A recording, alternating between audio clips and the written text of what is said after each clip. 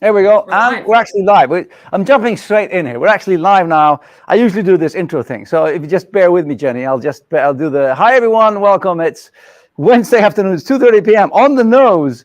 Just got into the studio. I've got my coffee. This is the 30-minute coffee break. The Innovation Fika with Donny. Every Wednesday, 2:30, I go live with a 30-minute coffee break, which is also called by people I've heard say the fastest half an hour in the world. So it's a 30-minute coffee break where Donny, get to speak to fantastic people from all over the world about incredible things. And I always get to learn so much. And it's a big pleasure, my greatest pleasure today to introduce my guest for today, Jenni Brozena. Is it Brozena or Brozena? Or Brozena might be the only person in the world that got it right the first time. It is. It's because I have this West Coast Swedish dialect. It's like that's how we would say it in Sweden on the West Coast. And as usual, we're waiting for people to come online as well. I know we had about 30 signups today. So as people are coming online, as you're coming online, everybody today, make sure to just say who you are, say hi, where you're from, so we can wave and say hi to it. But so Jenni, where are you in the world? In Florida? No. Yes? In Florida. Yep. I'm in a city called Tampa, which is basically directly on the West Coast on the water. So I get to live in paradise. I can't complain, except during hurricane season. And then I complain all the time. Tampa. I've heard that in sports. Yes, Tampa, it's a big sports town. Tampa Bay something? Yep, we have the Tampa Bay Rays, we have the Tampa Bay Buccaneers, we have the Tampa Bay Lightning. So we cover pretty much all major sports, and I know a few additional leagues are looking to have teams here. So it's a great sports town. How big is Tampa? You know that? As in people. I would say Tampa and Stockholm are probably quite equivalent, just in terms of size and ability to get around. Yeah. Okay, cool. Let's see. Here we go. We're Yash from India. Awesome. India on the line. And Marcelina from Poland. Good to see you, Marcelina. Hello. Everybody else, just say hi. Join the fun. I'm here with Jenni Brozena from Tampa Bay, Florida. And let's tell you what. You tell us a bit about yourself, Jenni. Who are you and what do you do? Yeah, sure. So I've worked in sports in some way, shape, or form for the last 13 or 14 years. My education is in sports science and human performance. I spent a good few years in really applied sports science and technology, as well as outpatient physical therapy, sports medicine. That transitioned more into the business side of everything. And I've been working in professional sports since then. So I've got great experience at the league level, federation level, global sports events, and now I am the head of business development for the National Lacrosse League.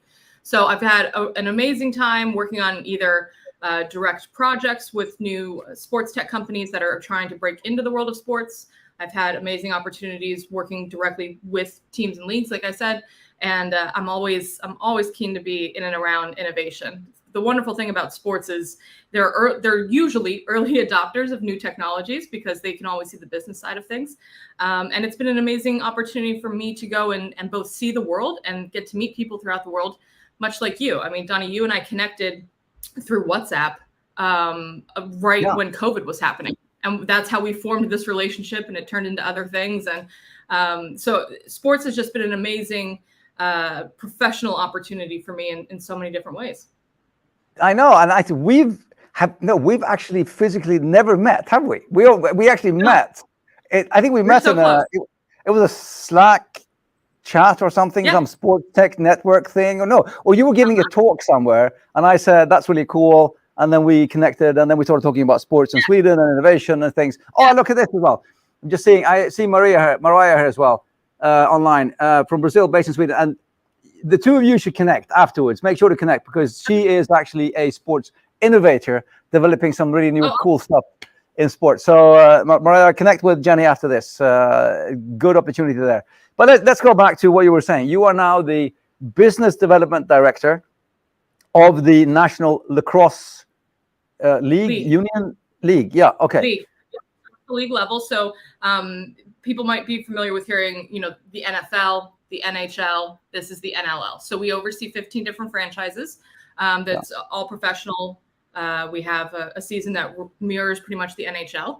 And last year we had 1 million fans attend our games. We reached 24 million people through our TV and media rights deals. So it's a growing league that's awesome. It's a lot of fun. So I get to oversee everything from our sports betting strategy to merchandising to, anything commercial that's driving revenue into the league, I get to oversee, which is a lot of fun.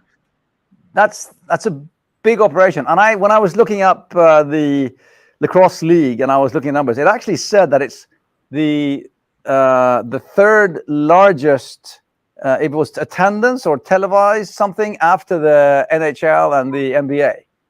Yeah, so it's the third largest indoor sporting event or the sporting league that we have here. Yeah, that's huge. I mean, that's huge. Yeah, it's an amazing opportunity. I know. But are we talking about? Because I know when I set up the show today, I was talking about the whole sort of college sports thing that we've been talking about before, me and you as well. But is that where you are, or are you like in the later stage professional thing? Or just tell me how the whole thing works. I don't really get it. I need a full half hour to even just debunk it, because college sports in the US and the way that it's set up actually drives everything from youth sport all the way up to professional. So college sports really is a huge thing here. So at the very, very base level, what people should realize that I have learned is not common knowledge is that in the US, people have to personally pay for college, right? So they can go through things like scholarships, but there's no federal or state funding for public universities. So even our schools that are considered public or state-run universities, you have to pay tuition. And at the moment, tuition ranges anywhere from $20,000 to $50,000 per year just for tuition. And then you have to go and pay for housing, a meal plan, all of your fees, books, technology fees, all of that stuff. So college here is incredibly expensive. It's part of our culture, which seems to be shifting a little bit since COVID and the lockdowns and everything. But going to college is very, very much a part of our culture. And therefore, the expense of college and student loans has become, a huge challenge here. So there's a few ways to go around it. People go and get scholarships. And if if you have some type of unique skill academically, you can go and get money that way. But what a lot of people do is hope for athletic scholarships. And so that is the driving force now with incredibly intense youth sports that specialize very, very early in order to get into the funnel to go and get recruited into college. So this is the challenge. College sports for some leagues also act as a recruiting tool. So some professional leagues have certain rules and jurisdictions around you must go and compete at a college level for at least 1 year. They send their scouts there. So the world of college sports is very, very much both a solution to a huge economic problem at the family level, as well as a feeder system for some of the bigger leagues for those athletes to go professional. The big change here is that we now have something called NIL rights, which are now legal, and that's considered name, image, likeness. That passed, I hope no one quotes me here, about a year or two ago. And that now allows athletes to go and make money off of their likeness. So a big challenge is that the colleges would say, hey, we gave you free tuition for 4 years, and therefore we're able to go and make as much money as we can off of our sports programs and not pay you for that. So up until about 2 years ago, there were some athletes that were going on to be pro, and they were driving millions and millions of dollars into the different universities to have wonderful programs like, professional or football programs, basketball programs, but they weren't being compensated for it. And so there was a give and a take there. So the college world of sport is much, much different than it is in Europe. And I've had some experience working and consulting with different opportunities in Europe, and it's just completely different. So that's the baseline. Like, let's understand that. Yeah. The other thing is that college sports are governed by a nonprofit organization called the NCAA, and that's the National Collegiate Athletic Association, right? This is now the governing body. So it's not a state, it's not a federal governing body. It's in no way, shape, or form, anything like that. It's not like, the government of Sweden is going to go and say, hey, here you go. It's an independent governing body. So the National Collegiate Athletic Association oversees 24 different sports. And they set the regulations, they set guidelines, they set everything. They, back in, I believe it was the 70s, they went and divided up different types of colleges according to size and offerings so that those schools would compete against like abilities, like opportunities of other schools. So that then created what's called the divisions. So all universities, all colleges and universities in the US are divided up into either D1, D2, or D3 schools. And that, whether you are D1, D3, whatever, it depends on how many sports you're offering, and they're clearly defined guidelines, how many sports you're offering for both men and women, because we have legislation here that mandates certain levels of equality for offering both sports. It also depends on the budgets that are available within your schools. And so D1 is the highest. D1 schools are schools that probably have some type of global presence to them. University of Michigan, University of Alabama. I mean, University of Alabama football has close to the same budgets as some professional teams and leagues. So that is Division 1. Division 2 largely encompasses what's considered our state universities. They're smaller, but they're kind of mid-sized universities.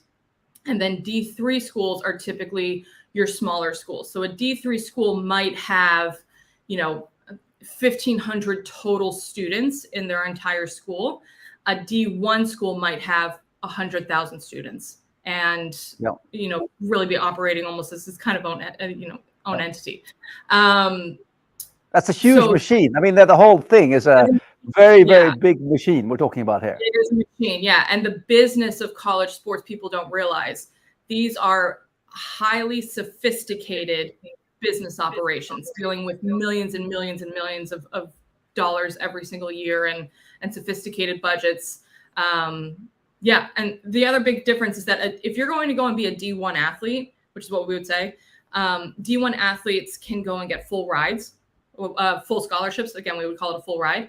So you might be gifted, $250,000 worth of your educational experience, and you're playing for them all 4 seasons.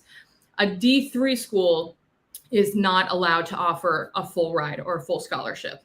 Okay. The benefit, so like, let's say some of your audience might have some sports technology that they want to go and try, right? And they want to break into the market. They want to say that they've worked with some US colleges or universities. They want to try and open a few doors through that perspective. A D3 school, because it is much smaller in size, smaller in budgets, they're typically able to take more risks.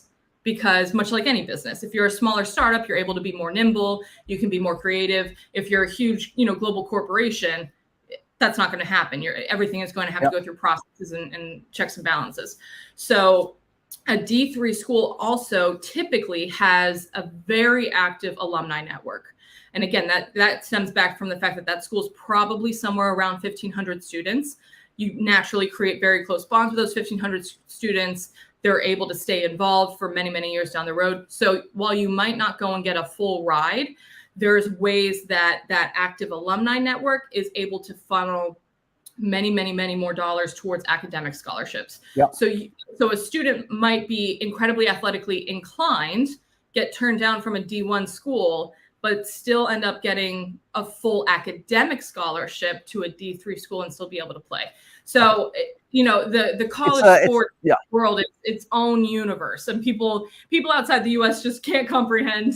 I know. It was quite funny. I was laughing here before because when you started talking about the whole setup and the tuition fees and everything, that's when you lost me, because I'm from Sweden where it's free.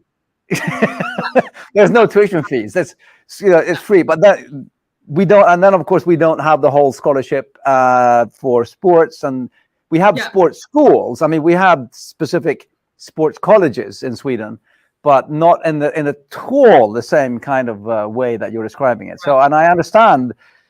I mean, I've understood previously, but I understand now as well the how vast and big this sort of whole business machine setup is as well, because it's also Yeah, because some of our schools, and again, these are the D1 schools, they then go and have bowl seasons. So they have jewel events after regular season. And these schools have their own conferences. So, of course, they answer up to the NCAA, but then they also have their own regional conferences that they know what schools they're competing against. Those conferences then obviously make money as well. Those conferences will go and help to sell the media rights to them so that people can go and view them. And you're talking about millions and millions of dollars. So the business of college sports is 100% it's a very real thing here, that it's not somewhere else in the world. Oh, totally. I mean, when I was in the year I was in Silicon Valley, 2015-16, I went to see the big game between Stanford and Berkeley, the football game between, and there's also this Rose Bowl, right? Not the Super Bowl, but the Rose Bowl, which is that's the college football Super Bowl, right? Yeah. It's one of the bowl series, right? It is a huge thing. So the bowls, I can't think of the number off the top of my head. So so for every team, you obviously have, the playoffs and things of that sort. But then at college basketball, you have what's called March Madness. This is a huge thing. I mean, it's big in the betting markets. It's big for non-sports fans. Not, you could just be an average professional, you and I, and you have a whole season worth of social events around your March Madness and your betting and your fantasy and, all this other stuff. So there's, it's tough. So for your audience, if they're trying to in some way break into the US college market, just know that it's a complicated, sophisticated ecosystem, and you really have to have insider people. It's also very, very closed door. So each school is run by athletic directors as well as compliance staff and other types of professional staff. You have to go to school for professional programs in order to work into those positions. And normally, as in all sports, is that because there's such a long line of people wanting those jobs, people stay in those jobs for life, right? Yeah. So it's incredibly closed door. So again, for your audience, if they want to get in, they somehow need to network in order to get insiders to then go and help them. But now they know you. Well, and there's a no, because where I might be able to open doors at professional franchises, my name likely doesn't mean anything in the college market in certain circumstances. So you really, really need to get very targeted with who you're trying to network with in order to reach whatever goals you have. Yeah. I get it. I had a question there from Farzan's here. Any D3 schools, examples, just so we understand a bit. Can you give any examples of D3? A good example is Hamilton College up in New York. So if you were to go and Google Hamilton College Education, New York, that's a great example of a D3 school. Haverford College around Philadelphia, that's another great example of a D3 school.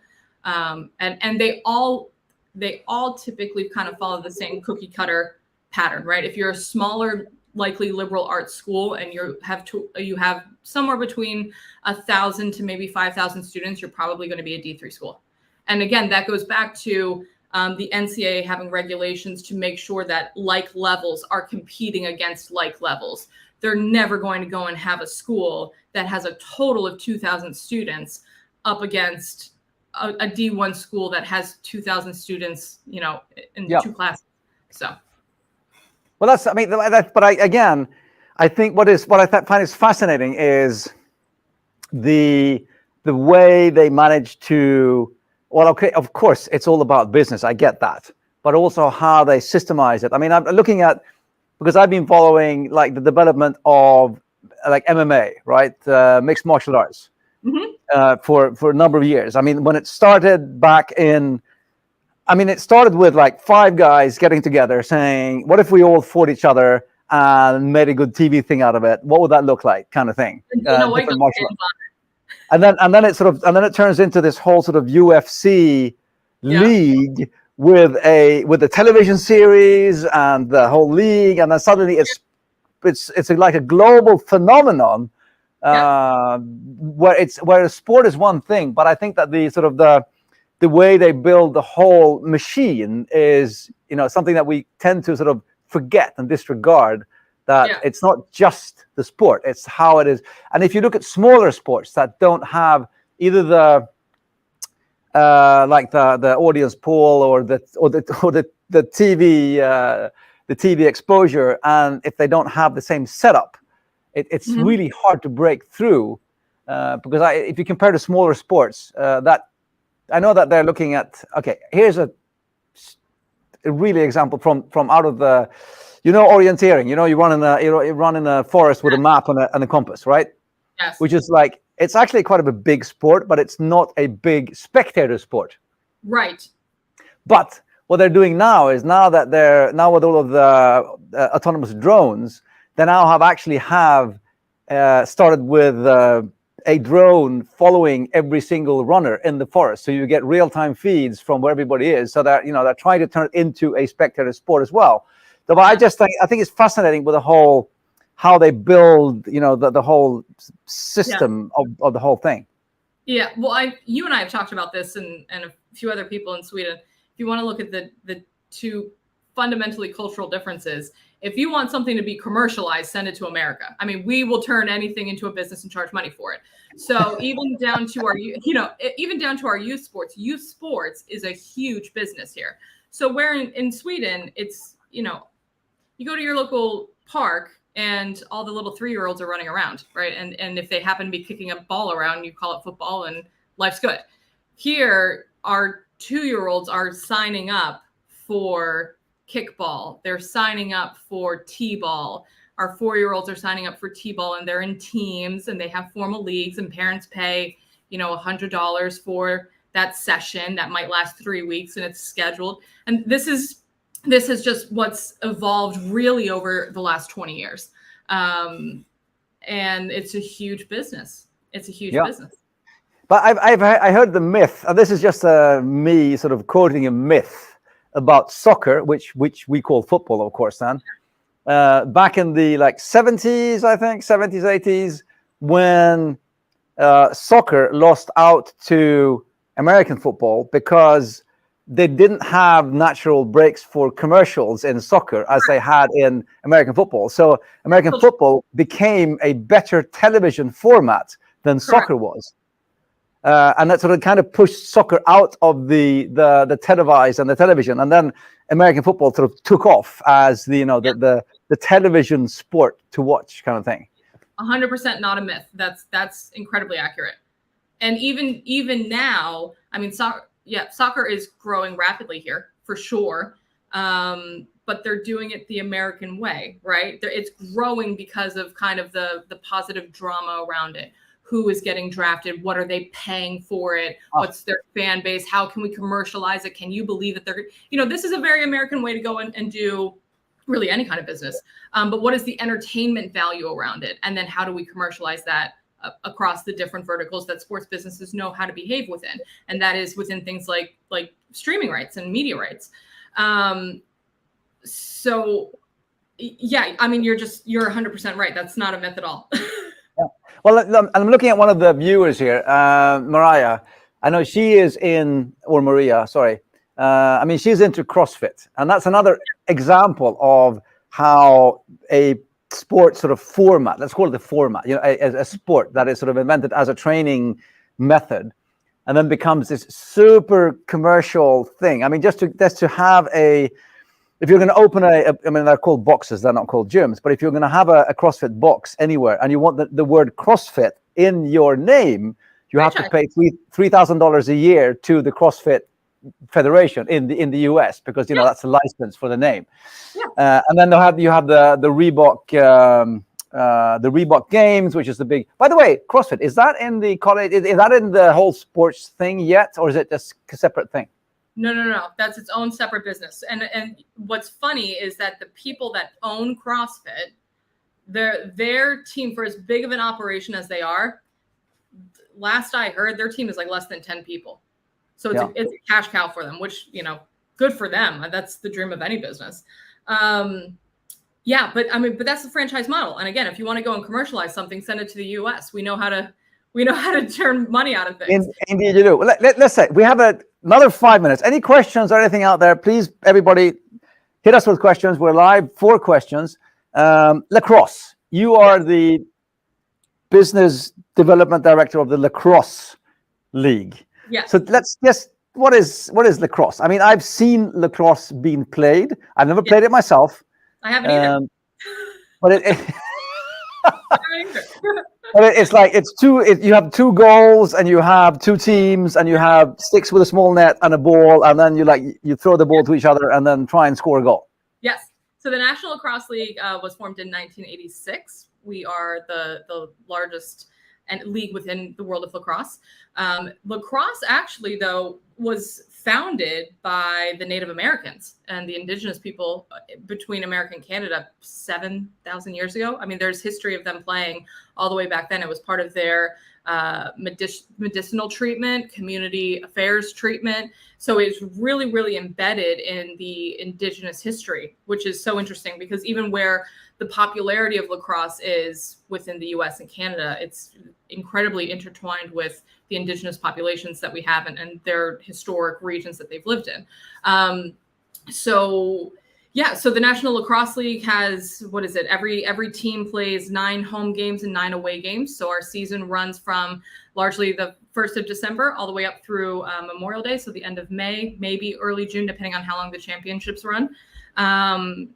And fan base is growing exponentially, which is amazing. We're likely going to be able to expand in the coming years, and we're really working hard to earn our way to be considered the Big 6 leagues. Yeah.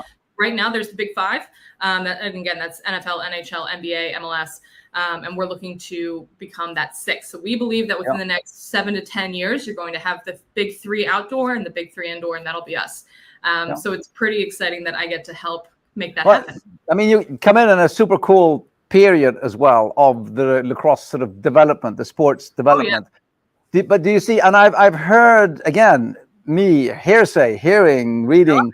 that people are actually moving away a bit from American football into soccer because of all of the injuries and it's, it's that kind of, do you see the same thing in lacrosse as well, that people are sort of transitioning into lacrosse or starting up lacrosse instead?